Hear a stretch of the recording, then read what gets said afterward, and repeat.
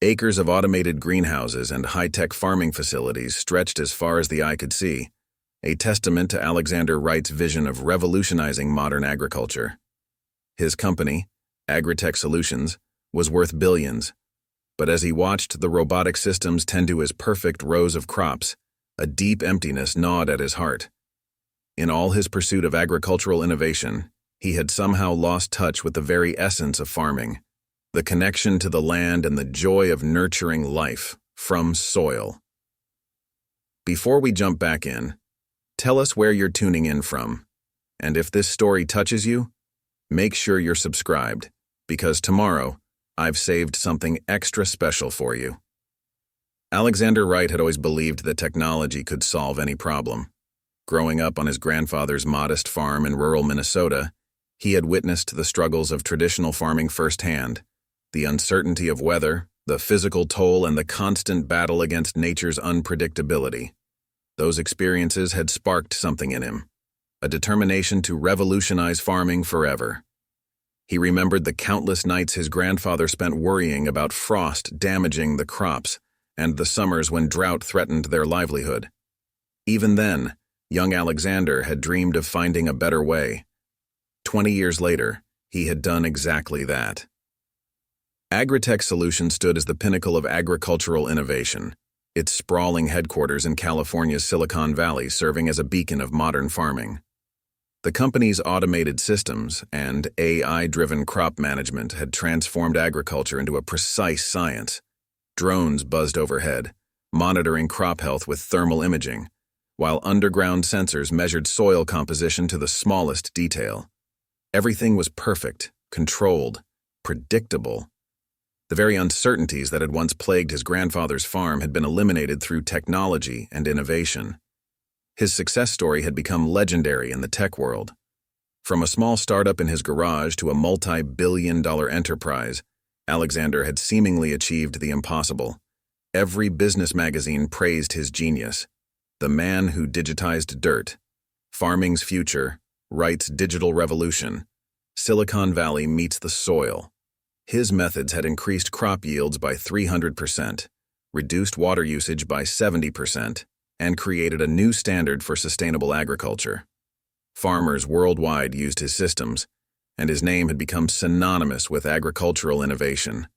The boy who once pulled weeds by hand had transformed into a titan of industry, reshaping the very nature of farming itself. The transformation hadn't happened overnight. Alexander had spent countless hours coding, testing, and refining his systems. He'd mortgaged everything he owned to fund his initial research, working 18-hour days and sleeping on the office floor.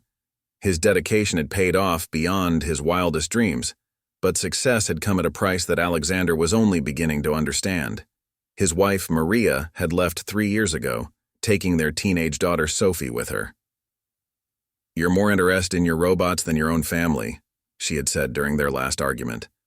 "When was the last time you actually touched soil instead of just analyzing its data?" He hadn't had an answer for her then, and he still didn't now. The divorce had been quick and quiet, settled with the same efficiency he applied to his business operations. Sophie, now studying environmental science at Berkeley, barely answered his calls. When she did, their conversations were strained, filled with awkward silences and polite small talk. Last Christmas, she had chosen to volunteer at an organic farm in Oregon rather than spend the holidays at his penthouse apartment. The irony wasn't lost on him, his daughter rejecting his vision of modern agriculture in favor of the very methods he had worked so hard to obsolete. His personal relationships weren't the only casualty of his success. The connection to farming that had once driven him, that passion for growing things he'd inherited from his grandfather, had somehow gotten lost in spreadsheets and algorithms. His hands, once calloused from working the soil, were now smooth from typing on keyboards. The smell of earth had been replaced by the sterile scent of his climate-controlled office. Each morning, he would walk through his automated greenhouses, surrounded by perfectly grown crops that he had never actually touched. Late at night, when the offices were empty and the automated systems hummed in the background, Alexander would often find himself drawn to an old photograph he kept hidden in his desk drawer. It showed him as a 10-year-old boy, standing proudly beside his grandfather on their family farm. Both of them were covered in dirt, grinning at the camera as they held up their first harvest of tomatoes. The joy in their faces was real, unfiltered, untouched by stock prices and shareholder meetings. That photograph was the last tangible connection he had to his farming roots, a reminder of what had inspired him in the first place. His grandfather's words would echo in his mind. Farming isn't just about making plants grow, Alex. It's about growing yourself. At the time, he thought he had understood. Now, surrounded by his empire of technological perfection, those words haunted him. He had created a system that could produce food with unprecedented efficiency. But somewhere along the way, he had lost the soul of farming. The very problems he had solved had somehow taken away the joy he once found in overcoming them. Every morning, as he watched his automated greenhouses from his top-floor office, Alexander couldn't shake the feeling that something vital was missing. The crops grew perfectly, the yields were exceptional, but there was no joy in it anymore. No connection to the earth, no sense of accomplishment beyond the quarterly reports and stock prices. He had everything he had ever dreamed of achieving, yet he felt more disconnected from his passion than ever before. His success had built walls around him, walls of glass and steel that separated him from the very thing he had once loved most. Little did Alexander know that his perfectly ordered world was about to be disrupted by an encounter that would force him to confront everything he thought he knew about success, farming, and the true meaning of growth. As he stood in his office that morning, watching his automated empire function with clockwork precision, he had no idea that the biggest challenge to his way of thinking was about to walk through his door. The morning that changed everything began like any other at AgriTech Solutions. Alexander was reviewing the latest AI crop prediction models when his assistant interrupted with an unusual request. A man named Michael Chen was waiting in the lobby, insisting on speaking with him. He wasn't a scheduled appointment, didn't have any credentials from major agricultural companies, and had simply walked in off the street. Normally, Alexander would have dismissed such an interruption immediately, but something in his assistant's description caught his attention. He says he's a traditional farmer who has something important to show you about your automated farming systems, she explained, slightly puzzled. He's been waiting for 3 hours and says he'll wait all day if necessary. There's something different about him, Mr. Wright. He brought actual soil samples and crops from his farm. The mention of soil samples amused Alexander. In an age of digital agriculture, someone bringing physical soil seemed almost quaint. Perhaps it was the reminder of his grandfather, or maybe just curiosity, but Alexander found himself agreeing to a 15-minute meeting. Michael Chen wasn't what Alexander expected. Instead of the weather-beaten old farmer he had imagined, he found himself face-to-face with a man in his early 40s wearing simple work clothes that were clean, but bore the honest stains of real farm work. His hands were calloused, and dirt lined his fingernails, but his eyes held a sharp intelligence that immediately commanded respect. "Thank you for seeing me, Mr. Wright," Michael began, placing a small wooden box on Alexander's pristine desk. "I know your time is valuable, but I believe there's something wrong with your automated farming systems, something that numbers and sensors can't detect." Alexander leaned back in his chair, torn between irritation and curiosity. His systems were perfect. They had been tested and proven countless times. Yet, there was something in Michael's demeanor that made him hold back his automatic dismissal. "Go on," he said, gesturing to the box. Michael opened it carefully, revealing 2 sets of tomatoes. These were grown in identical conditions according to soil composition and nutrients, he explained. The ones on the left are from your automated greenhouse in Sacramento. The ones on the right are from my family farm, where we still use traditional methods combined with sustainable practices. At first glance, the tomatoes looked identical. Both sets were the perfect size and color that AgriTech was famous for producing. But when Michael cut them open, the difference was startling.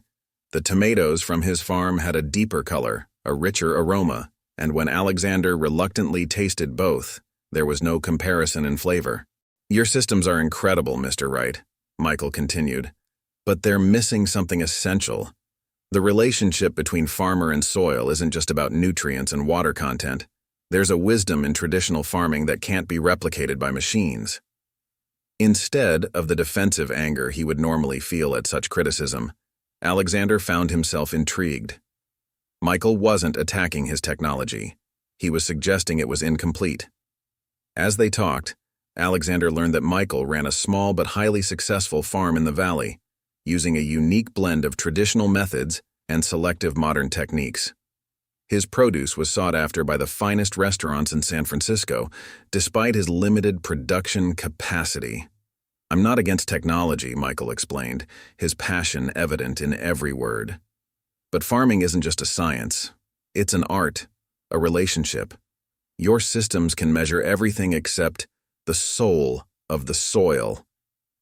The phrase struck Alexander like a physical blow. Soul of the soil. It was exactly what his grandfather used to talk about. He found himself asking more questions, and their 15-minute meeting stretched into hours.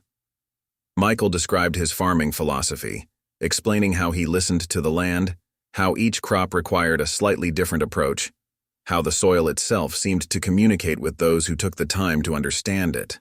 What struck Alexander most wasn't just Michael's knowledge, but his contentment. Here was a man who made a fraction of AgriTech's profits, yet his eyes lit up when he talked about his work. He spoke about his small farm with the same pride that CEOs usually reserved for multinational corporations. When he mentioned his family, his wife who managed their farm's finances and their 3 children who helped with the harvest, there was no trace of the regret that Alexander felt when thinking about his own broken relationships. "Your systems are missing the human element," Michael concluded.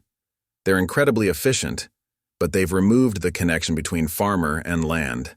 That connection is what makes farming more than just food production. It makes it a way of life." As the meeting ended, Michael extended an unexpected invitation. "Why don't you visit my farm?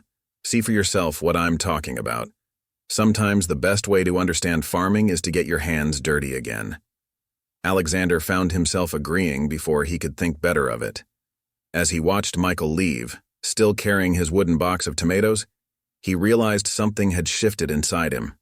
For the first time in years, he felt a stirring of the passion that had first drawn him to agriculture, not the drive for efficiency and control, but the simple joy of helping things grow.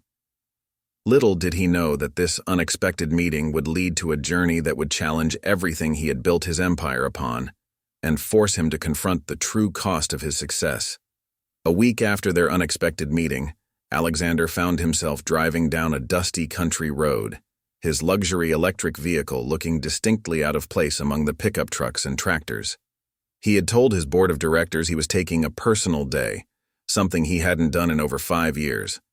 His GPS indicated he was approaching the Chen family farm, though it looked nothing like what he had expected. Instead of the ramshackle operation he'd imagined, he discovered a modestly sized but meticulously maintained property. Solar panels gleamed on barn roofs, and a small wind turbine spun lazily in the morning breeze. Traditional farmland stretched out in carefully planned sections, interspersed with modern greenhouses that were notably smaller than AgriTech's industrial-sized facilities.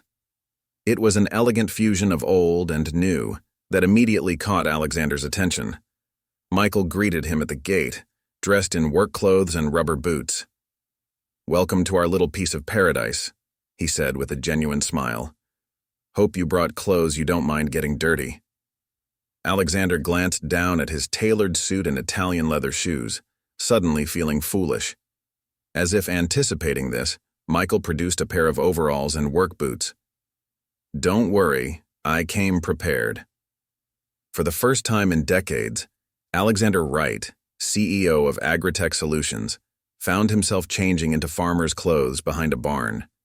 The absurdity of the situation wasn't lost on him, but something about it felt strangely right. The overalls reminded him of the ones his grandfather used to wear. "First rule of understanding soil," Michael began as they walked toward the fields, "is that you have to touch it. Not through a tablet screen, not through sensor readings, but with your own hands. He knelt down and scooped up a handful of dark earth, letting it filter through his fingers. This soil here has been cultivated by my family for 3 generations. Every season adds its own story. Alexander hesitated for a moment before kneeling down himself. The moment his fingers touched the soil, memories flooded back. Summer mornings with his grandfather, the smell of earth after rain, the satisfaction of seeing the first seedlings break through the ground. His throat tightened unexpectedly. Throughout the morning, Michael showed him around the farm, explaining their methods.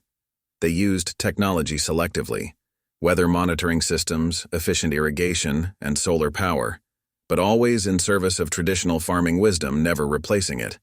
The Chen family worked closely with local restaurants, adapting their crops to chefs' needs while maintaining sustainable practices. See these tomato plants? Michael pointed to a thriving row. We're growing them for Chef Marina at Le Petit Jardin. She wanted a specific flavor profile for her signature dish. It took us 3 seasons to develop it, working with the soil, adjusting nutrients naturally, listening to what the plants needed. Your automated systems could have probably done it faster, but they wouldn't have the same soul, Alexander finished, surprising himself with the words. Michael nodded approvingly. As they worked side by side preparing a new bed for planting, Alexander found himself sharing stories about his grandfather's farm. Michael listened intently, occasionally pointing out how they still used similar techniques, albeit with modern twists. The morning stretched into afternoon, and Alexander realized he hadn't checked his phone once, something that hadn't happened in years.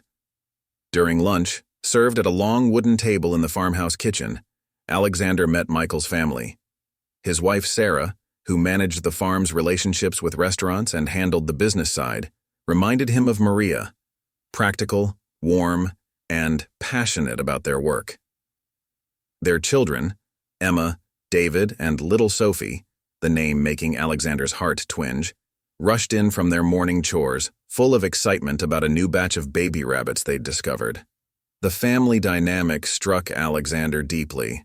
The children were involved in every aspect of farm life, learning responsibility and care for the land while still being allowed to be kids. They spoke about crops and weather patterns with surprising knowledge, but their eyes lit up with simple joy when talking about collecting eggs or feeding animals. It was so different from his own daughter's childhood, spent in premium schools and summer programs, while he built his empire. We're not getting rich, Sarah explained over homemade apple pie, but we're making a good living.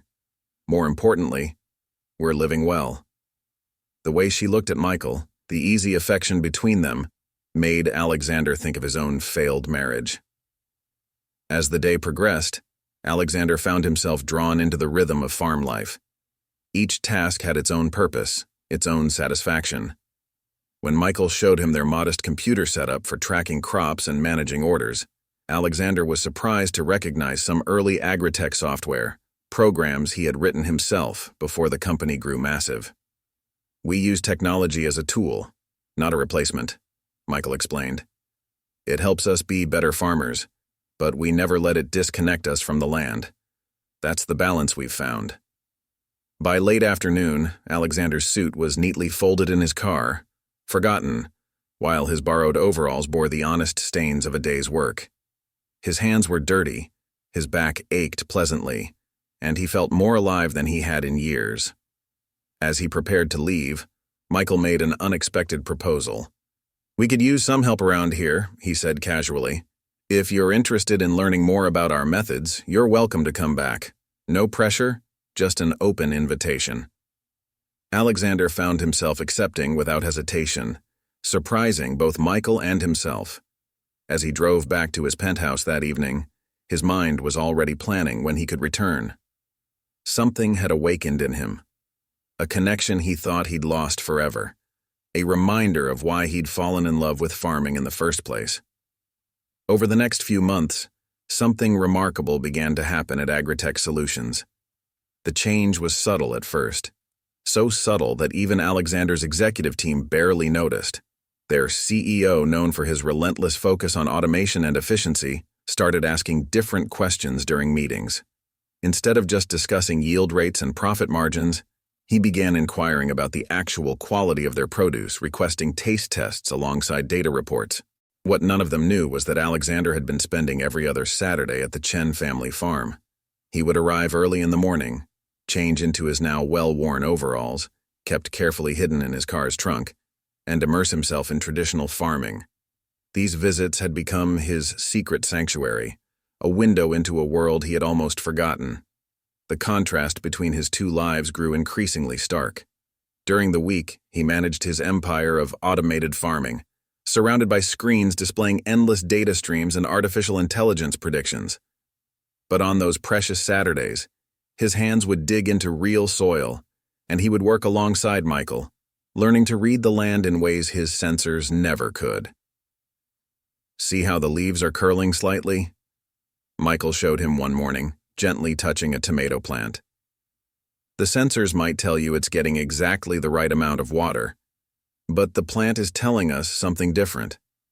Alexander had been skeptical at first, but after 3 months of these lessons, he was starting to understand. There was indeed a language to farming that no algorithm could fully capture. The changes in Alexander began to manifest in unexpected ways. During a major board meeting about expanding their automated greenhouse system, he found himself challenging his own company's assumptions. "We need to consider more than just efficiency," he argued, surprising everyone, including himself. "The soil health indicators we're using don't tell the whole story." His executive team exchanged worried glances. This wasn't the Alexander Wright they knew, the man who had built an agricultural empire on the premise that technology could perfect farming. What they couldn't see was how his time at the Chen farm had begun to reshape his understanding of agriculture. In his private moments, Alexander found himself increasingly drawn to the photograph of him and his grandfather. But now, instead of feeling only nostalgia and regret, he felt a renewed connection to those early lessons. He began making subtle changes to AgriTech's automated systems, incorporating insights gained from his Saturdays with Michael. The most significant change, however, came in his personal life. One Saturday, as he worked alongside Michael's children helping them plant a new row of vegetables, his phone rang. It was Sophie, his daughter. Normally, he would have immediately excused himself for any call from her, but something made him hesitate. "Would you like to take that?" Michael asked, noticing his internal struggle. Alexander looked at his dirty hands, then at Michael's children eagerly waiting to continue their planting lesson. "No," he said, silencing the phone. "I'll call her back later when I can give her my full attention." It was the first time in years he had chosen to be fully present in a moment, instead of immediately responding to every notification. That evening, when he finally called Sophie back, something was different. Instead of their usual awkward conversation, he found himself telling her about his day at the farm. To his surprise, she was fascinated. "Dad, are you actually farming, like with real dirt?" The incredulity in her voice made him laugh. "It's more like learning to farm all over again," he admitted. "Remember your environmental science professor you mentioned? The one who talks about sustainable agriculture? Some of what he's teaching lines up with what I'm learning here." For the first time in years, their conversation flowed naturally. Sophie shared her own experiences from her university's organic farming program. And Alexander found himself genuinely interested, asking questions about techniques and methods he would have dismissed as inefficient just months ago. The changes weren't limited to his personal life.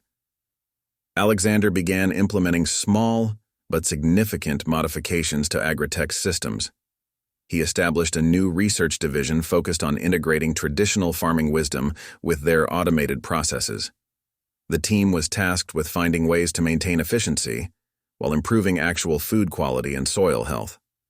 One particular project became his personal focus, a hybrid growing system that combined automation with traditional farming practices. It was inspired by the Chen Farms approach, but scaled for commercial application. The initial results were promising, showing that while yields were slightly lower than their fully automated systems, the quality of produce was noticeably superior. These changes didn't go unnoticed by Michael, who watched his unlikely apprentice with quiet satisfaction. "You're starting to see it, aren't you?" he asked one Saturday, as they took a break under the shade of an old apple tree. "The balance between progress and tradition?" Alexander nodded, wiping sweat from his brow. "I built AgriTech thinking I could perfect nature through technology. Now I'm realizing that maybe perfection isn't what we should be aiming for. Maybe it's about harmony instead." What Alexander didn't realize was that these subtle changes were leading him toward a moment of truth, one that would force him to confront the true cost of his automated empire and make a decision that would surprise everyone, including himself. The moment that shattered Alexander's carefully balanced world came on an ordinary Tuesday morning. He was in his office, reviewing reports on his latest hybrid growing system trials, when his assistant rushed in with urgent news. One of AgriTech's largest automated facilities, their showcase installation in the Central Valley, was experiencing unprecedented crop failures. The AI systems were reporting optimal conditions, yet entire sections of crops were mysteriously dying. "The sensors show everything is perfect," his head of operations explained via video conference, panic evident in his voice. "Soil composition, moisture levels, nutrient balance, all within ideal parameters. But look at this." The camera panned across rows of withering plants, their leaves curling and brown despite the climate-controlled environment. Alexander immediately dispatched his best technical teams to investigate. For 3 days, they ran every possible diagnostic, but the automated systems continued to insist nothing was wrong. The facility's AI confidently predicted a successful harvest, even as more crops withered before their eyes.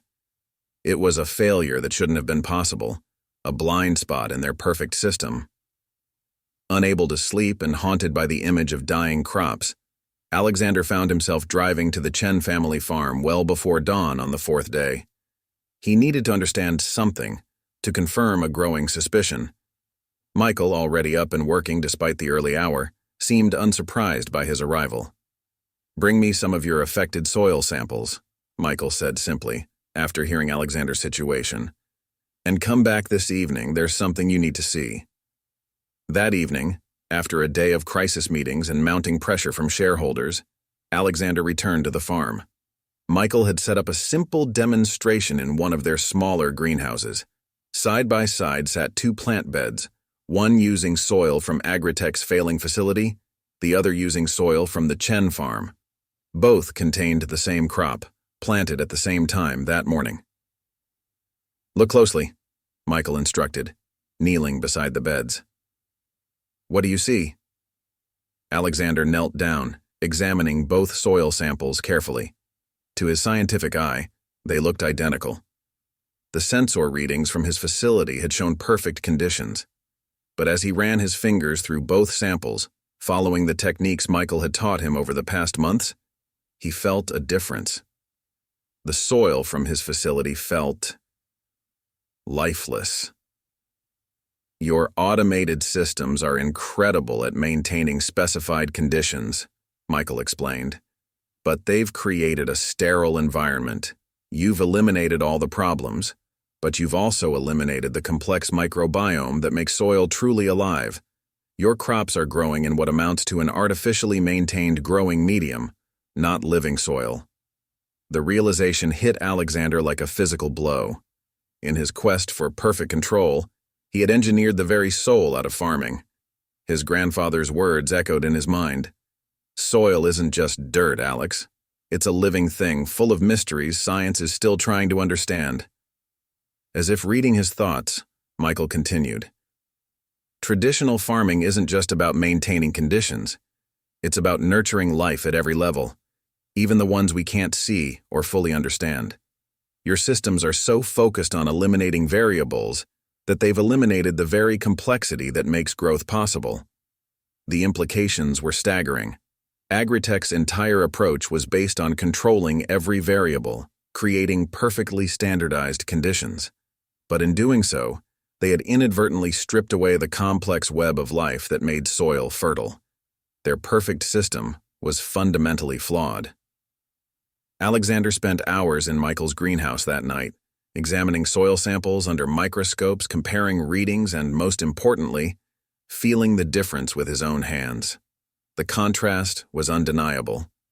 While his automated facilities produced technically perfect conditions, they were missing the intricate ecosystem that natural farming methods preserved. "What do I do?" Alexander asked finally, his voice heavy with the weight of revelation.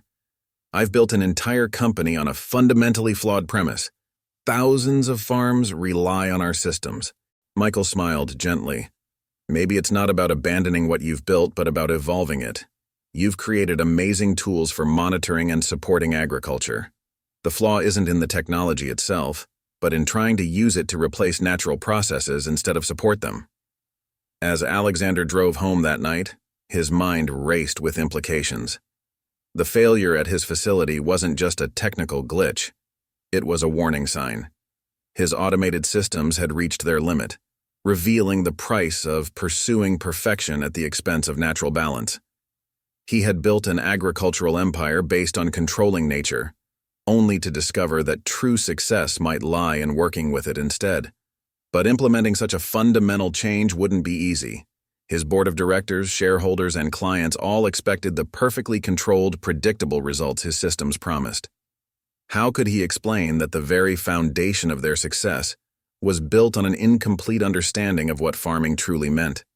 As he pulled into his penthouse parking garage, Alexander realized he had reached a crucial crossroads.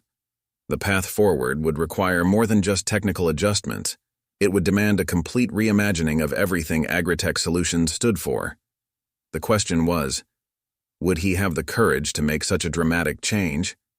The following weeks plunged Alexander into the deepest crisis of his career. During the day, he maintained a facade of confident control, assuring investors and clients that AgriTech's teams were addressing the crop failure incidents. But his nights were sleepless, filled with an internal struggle that threatened to tear him apart. In his penthouse office, surrounded by screens displaying real-time data from thousands of automated facilities worldwide, Alexander found himself questioning everything. Each notification, each perfect percentage, each optimized metric now carried a weight of doubt. How many of their perfect systems were slowly creating the same sterile conditions that had led to the Central Valley facility's failure? The board of directors had called an emergency meeting to address the situation. Alexander sat at the head of the conference table, listening to his executives present their proposed solutions, all centered around even more sophisticated automation and control.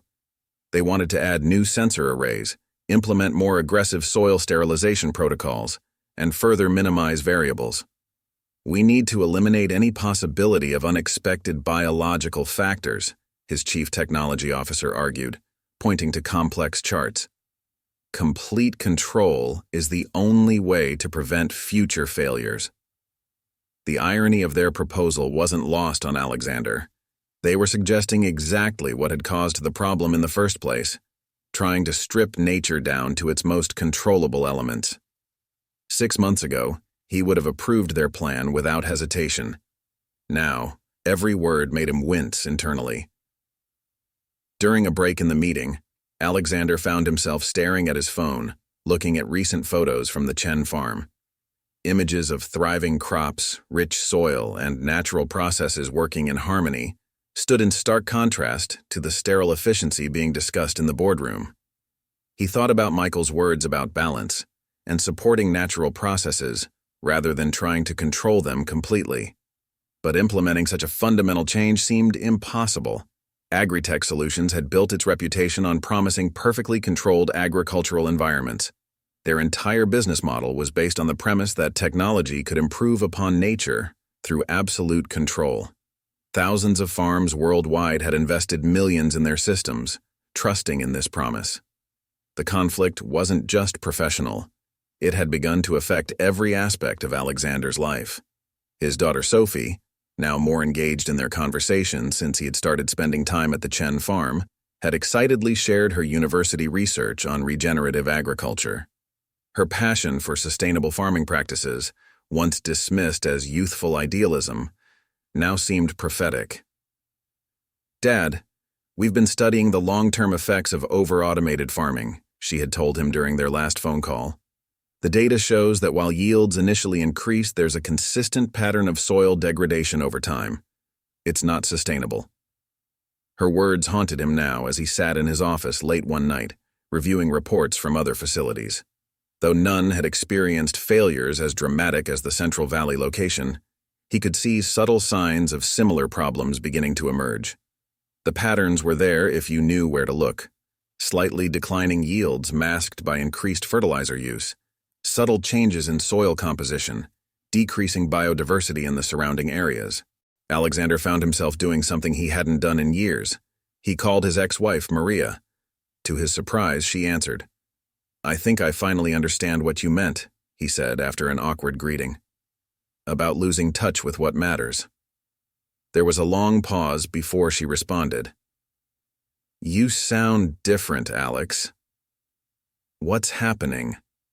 He found himself telling her everything, about the Chen farm, about rediscovering his love for real farming, about the crisis facing his company.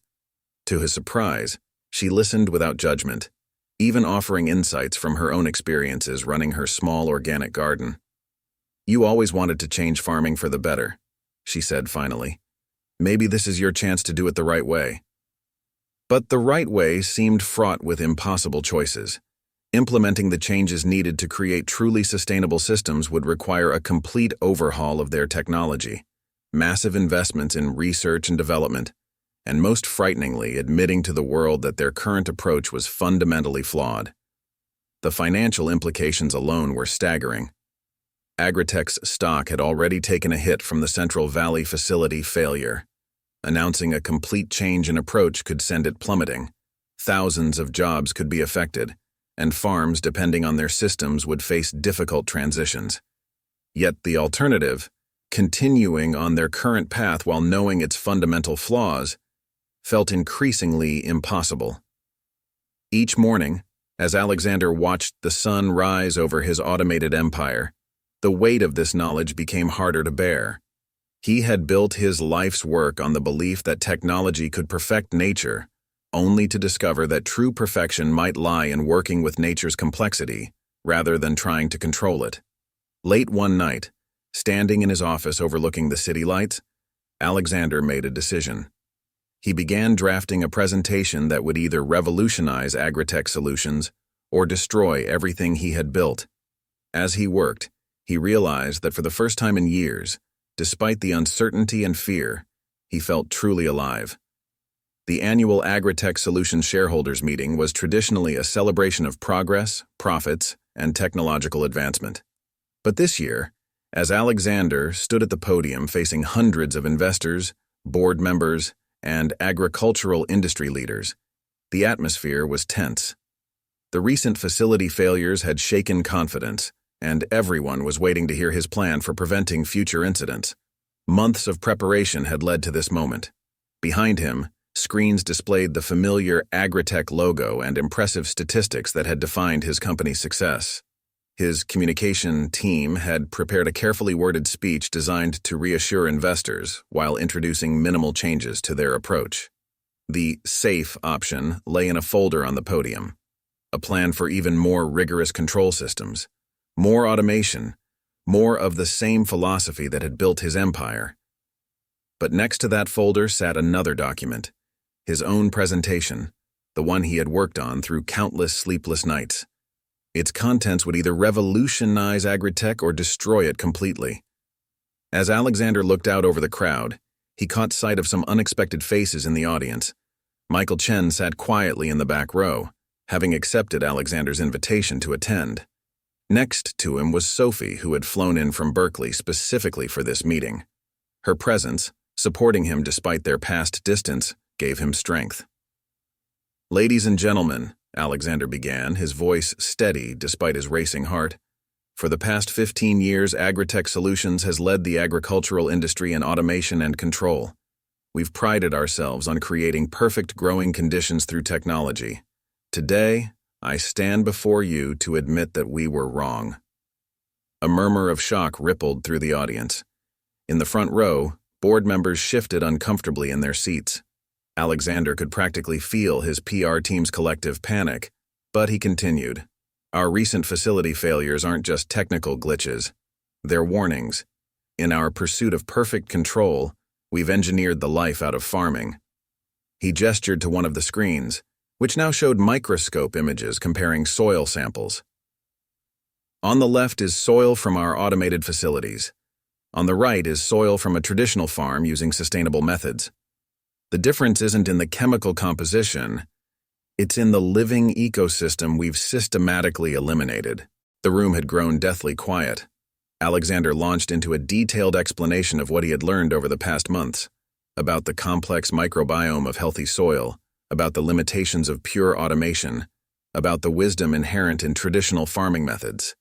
He shared data from their failing facilities showing patterns of declining soil health that their sensors hadn't been programmed to recognize. "We've been so focused on controlling nature that we forgot to work with it," he continued. "Our technology isn't the problem, it's how we've been using it. Instead of trying to perfect nature, we should be using our innovations to support and enhance natural processes." Then came the moment of truth. Alexander unveiled his plan for transforming AgriTech Solutions, a complete redesign of their systems to work in harmony with natural farming processes rather than trying to replace them. The plan would require massive investments in research and development, partnerships with traditional farmers, and a fundamental shift in their business model.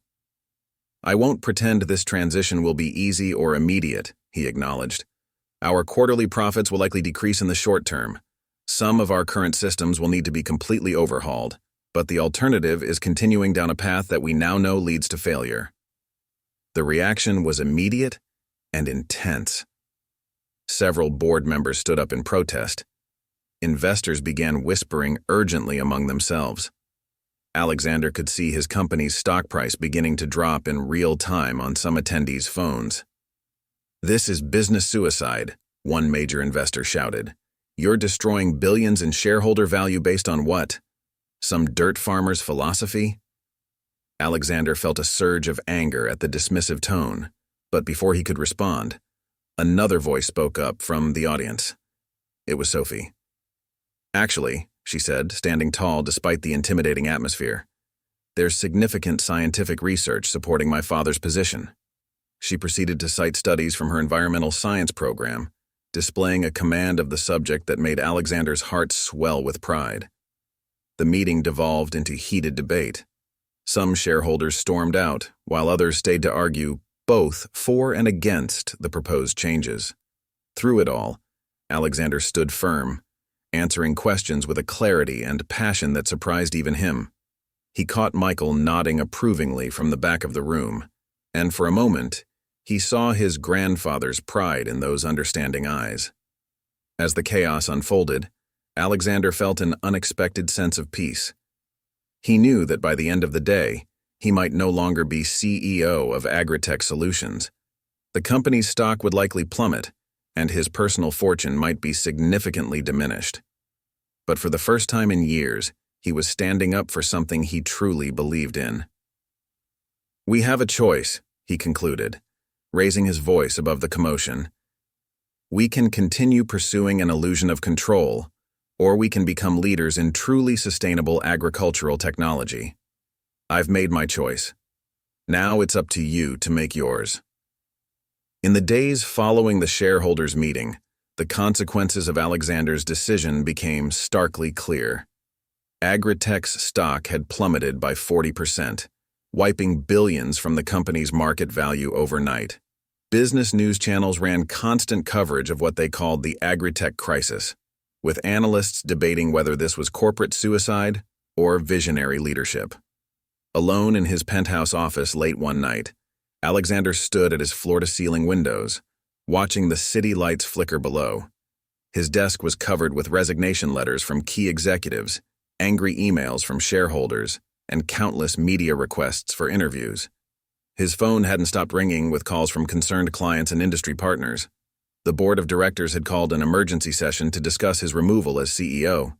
After his controversial presentation, many believed he had betrayed the company's fundamental principles. The vote was scheduled for tomorrow morning, and Alexander knew his position was precarious at best.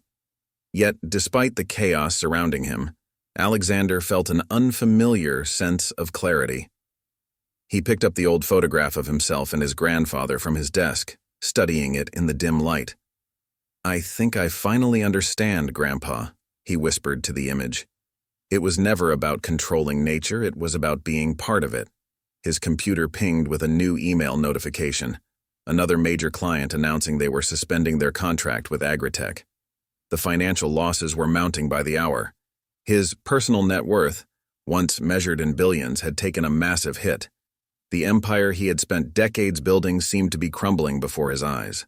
But something unexpected was happening as well. Among the flood of angry messages, there were others. Emails from small farmers, agricultural scientists, and environmental organizations expressing support for his new vision. His daughter Sophie had shared his speech on social media, where it was gaining traction among young agricultural students and sustainability advocates. Most surprisingly, he had received a call from Maria, his ex-wife. "I saw your speech," she had said, her voice warm with an emotion he hadn't heard in years. "That was the Alex I married, the one who wanted to make the world better, not just more efficient." The conversation with Maria had led to an impromptu family dinner, the first in over 3 years. Sophie had brought her research papers on sustainable agriculture, and they had spent hours discussing the possibilities of combining traditional farming wisdom with modern technology. For the first time since their divorce, they felt like a family again, united by a shared vision of what farming could be. Alexander walked through his office, past the walls of awards and accolades that now seemed hollow. Each plaque and trophy celebrated achievements in automation and control, the very things he now realized had led them astray. He reached out and took down a particularly prestigious innovation award, remembering the pride he had felt upon receiving it. "What good is innovation," he mused aloud, "if it takes us further from what really matters?" His phone buzzed, a message from Michael. "Stop by the farm tomorrow before your board meeting. There's something you need to see." Despite knowing he should be preparing for the crucial board meeting, Alexander found himself driving to the Chen family farm at dawn the next morning. The sun was just rising as he pulled up to the familiar gates, painting the sky in shades of pink and gold. Michael was waiting for him by the greenhouse where they had first discovered the truth about AgriTech's soil problems. But today, something was different. The greenhouse had been transformed into a small laboratory, where traditional farming techniques were being carefully documented and studied. "Remember when you said your technology needed to support nature instead of controlling it?" Michael gestured to a series of experimental plots. "We've been testing some ideas, traditional farming methods enhanced by targeted technology, not replaced by it. The results were remarkable. Plants grown in naturally nurtured soil, supported by modified versions of AgriTech's monitoring systems, showed better health indicators than either fully automated or purely traditional methods. It wasn't about choosing between old and new. It was about finding the right balance." "This is just the beginning," Michael explained, showing him detailed records of their experiments. "Imagine what could be done with AgriTech's resources behind this approach." As Alexander studied the results, he felt tears welling up in his eyes. Here, in this simple greenhouse, was the future he had glimpsed but struggled to articulate to his shareholders. It wasn't about abandoning technology or returning to purely traditional methods. It was about creating something new, something better. "We've been running tests like this for weeks," Michael continued. "Sarah's been documenting everything, and your daughter's been helping analyze the data remotely. We wanted to have something concrete to show your board." Alexander looked at his friend in surprise. "You did all this for me?" Michael smiled. "No, we did it for farming, for the future. You're not alone in this fight, Alexander. There are more people who believe in this vision than you know." Checking his watch, Alexander realized he had less than an hour before the board meeting that could end his career. But standing in that greenhouse, seeing the living proof of what he had been trying to explain to his shareholders, he felt more certain than ever about his path forward. The AgriTech Solutions boardroom felt different that morning. Instead of his usual place at the head of the table, Alexander sat facing the board of directors, now positioned as a defendant rather than a leader. The evidence from Michael's greenhouse experiments was loaded on his tablet, but before he could present it, the board chairman began the proceedings. Alexander Wright, the chairman spoke gravely. For 15 years, you've led this company to unprecedented success. But your recent actions have put everything we've built at risk. The shareholders have lost confidence. Our stock is in free fall. Our clients are deserting us. Do you have anything to say in your defense? Alexander looked around the room at the faces he had worked with for so many years. Some couldn't meet his eyes, while others watched him with a mixture of anger and disappointment. But instead of launching into his prepared defense, he did something unexpected. He stood up and walked to the floor-to-ceiling windows overlooking their main automated facility. When I was 10 years old, he began, his voice quiet but firm, my grandfather taught me that farming was about patience, understanding, and respect for nature. I forgot those lessons when I built this company. I thought technology could solve everything, that we could force nature to bend to our will. He turned back to face the board, his expression resolute. But nature doesn't bend. It adapts. And if we don't adapt with it, we'll fail. Not just as a company, but as stewards of the future of agriculture. Opening his tablet, Alexander began sharing the results from Michael's greenhouse experiments. The data was compelling. Crops grown using their hybrid approach showed better resilience, higher nutrient content, and more sustainable long-term yields than either purely automated or traditional methods. This isn't about choosing between technology and tradition, he explained, moving through the detailed findings. It's about finding the right balance. Our automated systems aren't the enemy. We've just been using them wrong. Instead of trying to control nature, we need to work with it. As he presented the data, Alexander could see the shift in some board members' expressions. The numbers were hard to ignore, but it was when he pulled up the long-term projection models that the room truly fell silent. The data showed that their current automated systems, while profitable in the short term, were creating conditions that would lead to widespread soil degradation within a decade. We're not just risking our company's future, he continued. We're risking the future of farming itself, but we have a chance to change that, to become leaders in truly sustainable agricultural technology. Just then, there was a commotion at the boardroom door.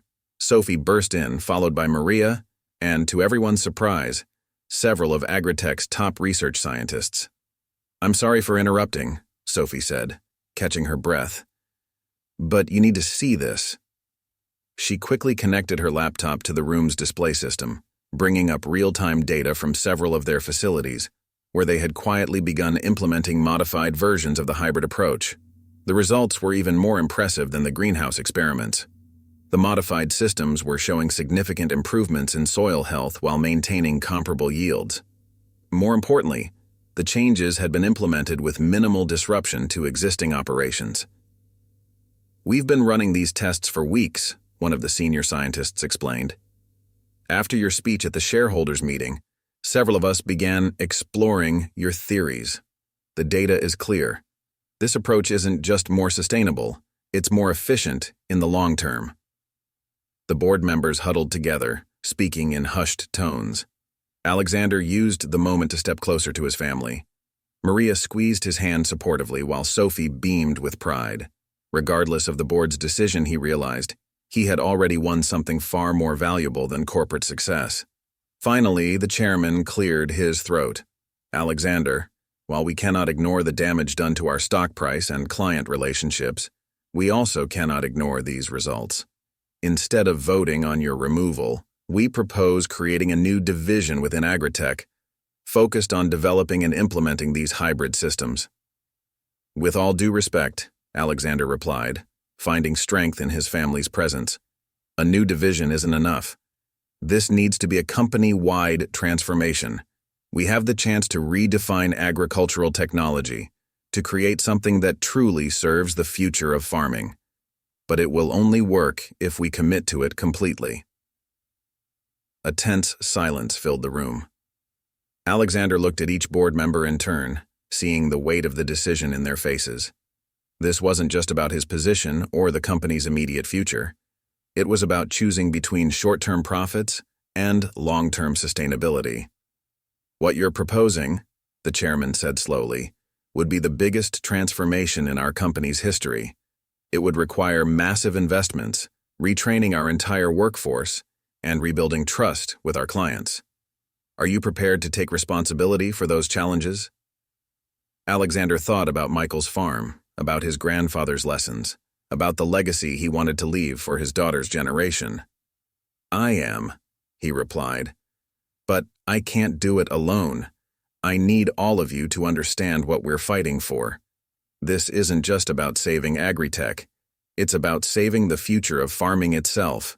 1 year later, Alexander Wright stood in a very different kind of board meeting.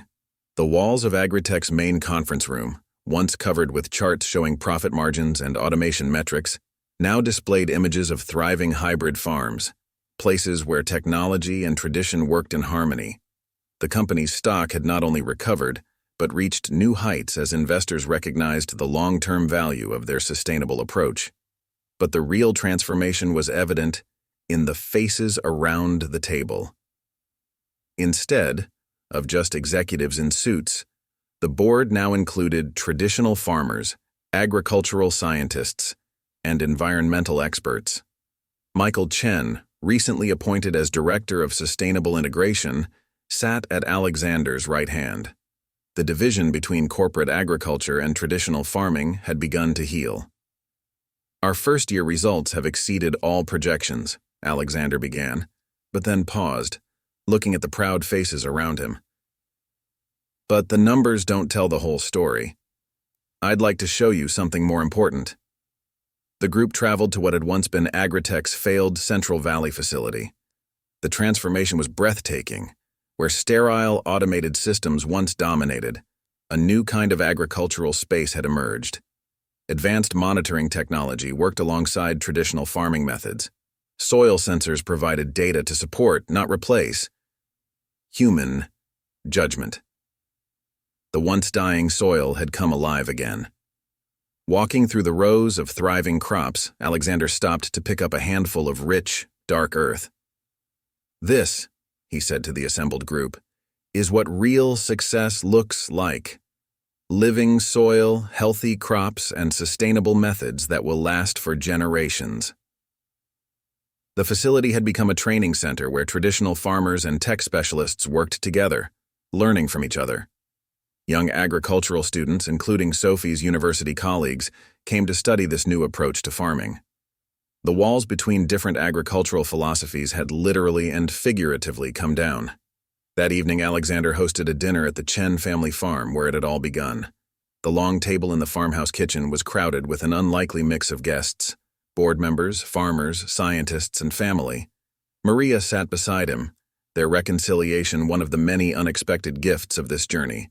Sophie, now heading AgriTech's youth outreach program, was deep in conversation with a group of young farmers about their latest sustainable farming initiatives. As the sun set over the fields, casting a golden light across the land, Alexander stood to make a toast. But looking at the gathered faces, his family reunited, his friend Michael who had shown him the way, the diverse group of people working together for a better future, he felt tears welling up in his eyes. Michael, understanding without words, stood up instead. A year ago, he began, a successful businessman came to this farm, thinking he had all the answers. Today we celebrate not just the success of a company, but the growth of a vision. A vision that proves we don't have to choose between progress and tradition, between technology and nature. We can choose both. Later that night, after the guests had left, Alexander walked alone through the fields. He reached into his pocket and pulled out the old photograph of him and his grandfather. But now, instead of feeling regret, he felt a deep sense of peace. Next to it was a new photograph, one taken earlier that day, showing him with Sophie and Maria in those same fields, all of them smiling, their hands dirty from working the land together. The next morning, as Alexander stood in his office overlooking the city, his assistant brought in the latest industry reports. AgriTech's new hybrid systems were being adopted worldwide. Small farmers who had once feared technology were embracing these balanced solutions. The company had not only survived its transformation, it was leading a revolution in sustainable agriculture. But the true measure of success wasn't in the reports or statistics. It was in the lives that had been changed. Family farms were thriving with the support of appropriate technology. Soil that had been stripped of life was regenerating. A new generation of farmers was emerging, armed with both traditional wisdom and modern tools. Alexander thought about how far he had come from the man who once believed that controlling nature was the path to success. His grandfather had been right all along. Farming wasn't just about making plants grow, it was about growing yourself. In trying to save his company, he had rediscovered his soul, rebuilt his family, and found a way to make a real difference in the world. As he prepared for another day of work, Alexander smiled at the thought of the afternoon ahead. He had promised to help Sophie plant a new section in the Chen farm's experimental garden. From his office window, he could see the sun rising over his transformed agricultural empire. But now he understood that his greatest success wasn't in the buildings or technology below, but in the simple joy of helping things grow.